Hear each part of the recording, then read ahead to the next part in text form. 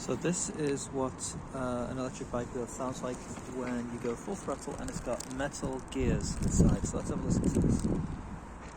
Sorry, the mudguard's rubbing, so that might make a lot of noise, but hopefully that's not too bad.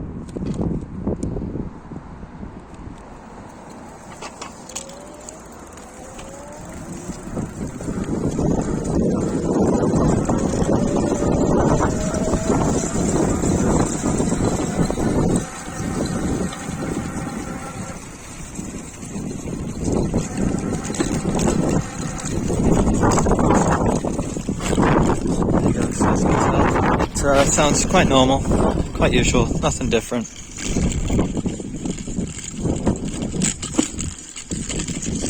Now when you first install metal gears, it will be a little bit noisier than plastic ones, but generally speaking, once they really get bedded in, you'll be fine. It doesn't make any particularly loud noise.